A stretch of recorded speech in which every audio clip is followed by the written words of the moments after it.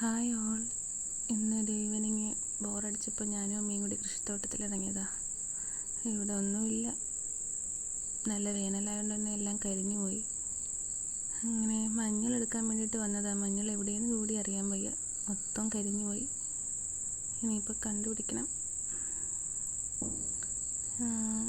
നോക്കി നിന്നപ്പോൾ കുറേ കരിഞ്ഞതൊക്കെ നിൽക്കുന്ന കണ്ടു. ഇനി അതിലെന്തേലും ഉണ്ടോയെന്ന് ഇനി കിളച്ച് നോക്കുമ്പോൾ അറിയാം. നേരത്തെ കുറച്ച് മഞ്ഞൾ നമ്മൾ എടുത്തിട്ടുണ്ടായിരുന്നു, അതിൻ്റെ ബാക്കി ഇതേ ഉള്ളൂ. കുറച്ച് മഞ്ഞൾപ്പൊടിയാക്കി വെച്ചിട്ടുണ്ട്. എന്തായാലും നാച്ചുറലായിട്ട് കുറച്ച് ബ്യൂട്ടീഷ്യൻ ചെയ്യാമെന്ന് വിചാരിച്ച്.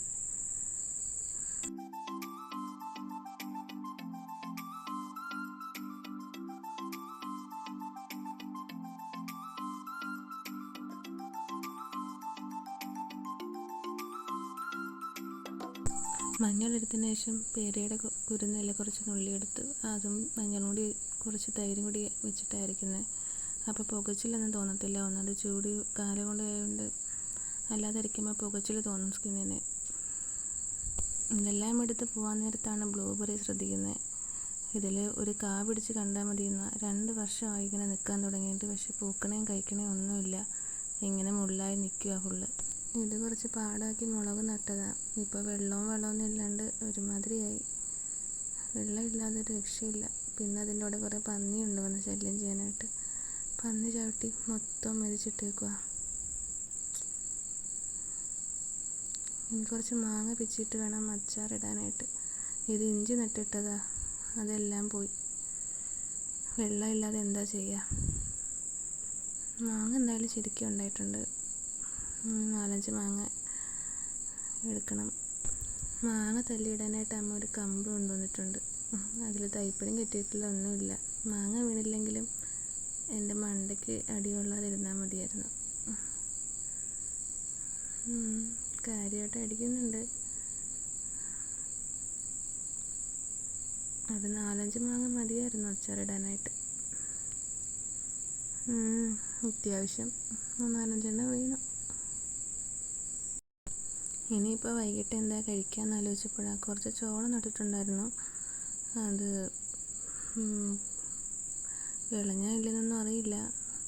അമ്മ പറഞ്ഞു എൻ്റെ സ്കിന്നിൽ ഇങ്ങനെ ബ്രൗൺ കളറായി കഴിഞ്ഞാൽ വിളഞ്ഞെന്നാ. അങ്ങനെ ഇപ്പോൾ നോക്കുക ഞാൻ. ഇതിപ്പോൾ അത്യാവശ്യം വിളഞ്ഞിട്ടുണ്ട്. ഒടിയുന്നതും ഇല്ല. ഒരു ചോളത്തിൽ ഒരെണ്ണത്തിൽ കൂടുതലുണ്ടാകത്തില്ല ചോളം. ഞാൻ കണ്ടിട്ടില്ല, അതുകൊണ്ട് എനിക്കറിയത്തില്ല. എന്തായാലും ഒരെണ്ണം ഒടിച്ചെടുത്തു. എല്ലാം ചെറുതാണ്. വെള്ളവും വളമൊക്കെ കറക്റ്റ് പ്രോപ്പറായിട്ട് ഇടുവാണെങ്കിൽ അത്യാവശ്യം വലുത് പിടിച്ചേനെ. ഇടയ്ക്ക് വല്ലപ്പോഴൊക്കെ വെള്ളം ഒഴിക്കുന്നതേ ഉള്ളൂ. ഇതിൻ്റെ അകത്തും അത്യാവശ്യമുണ്ട്. ഇനി ഇതും ഒഴിച്ചെടുക്കണം. അങ്ങനെ അത്യാവശ്യം ചോളമായിട്ട് പോയപ്പോഴാണ് ജാമ്പയ്ക്ക് പൂത്തിരിക്കുന്നത് കണ്ട്. ജാമ്പയുടെ അടുത്തായിട്ട് റംബൂട്ടാൻ നിൽപ്പുണ്ടായിരുന്നു. റംബൂട്ടാൻ നന്നായിട്ട് പൂത്തിട്ടുണ്ട് കേട്ടോ. ഇത്തവണ നന്നായിട്ട് പിടിച്ചാൽ മതിയായിരുന്നു. എന്തായാലും മഴ പെയ്യുക കുറച്ചൊക്കെ തിരിച്ച് വീട്ടിലോട്ട് കയറി വന്നപ്പോഴാണ് കുറച്ച് പുളിഞ്ചി നിൽപ്പുണ്ട്. നല്ല മഴക്കോള് വരുന്നുണ്ട്. എന്തായാലും മഴ പെയ്യട്ടെ എന്തായാലും. വീട്ടിൽ വന്നിട്ട് ചോളം നന്നായിട്ട് ക്ലീൻ ആക്കിയിട്ട് ഞാൻ വെച്ചിട്ടുണ്ട് കേട്ടോ. ഇത്രയൊക്കെ കിട്ടി. എന്തായാലും ഇത്രയും ഉണ്ടാവുമെന്നൊന്നും ഞാൻ വിചാരിച്ചില്ല. വളമൊന്നും ചെയ്യാതെ ഇത്രയും കിട്ടി. ഇനി ഇതിലോട്ട് കുറച്ച് വെള്ളവും ഉപ്പും മാത്രമേ ഇടുന്നുള്ളൂ. എന്തായാലും കുറച്ച് ഉള്ളതുകൊണ്ട് പെട്ടെന്ന് ഓക്കെ കിട്ടും. അടുത്തതിന് ഇനി നോക്കിക്കോ, നമ്മുടെ പാടം മൊത്തത്തിൽ ചോളപ്പാടമാക്കാനൊരു പ്ലാനൊക്കെ ഉണ്ട്. അമ്മയും പറഞ്ഞു ഇനി അരി വാങ്ങിയിട്ട് ബാഗ് സെറ്റാക്കാമെന്ന്.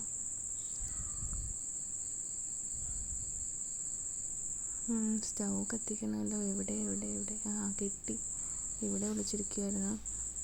സ്റ്റൗവും കത്തിച്ചപ്പോഴാണ് ഓർത്തേ നല്ല മഴ പെയ്തുകൊണ്ടിരിക്കുക. പുറത്താണെങ്കിൽ മാങ്ങ നമ്മൾ വെച്ചിട്ടുണ്ടായിരുന്നു. മഴയത്തിൽ നനഞ്ഞു പോകുന്നതിന് മുന്നേ അത് പോയി എടുക്കണം. അടമാങ്ങ അച്ചാറിട്ടാൽ നല്ല ടേസ്റ്റാണ്. അല്ലെങ്കിൽ മാങ്ങയില്ലാത്ത സമയത്ത് അച്ചാറിടാനോ എല്ലാം നല്ലതാണ്.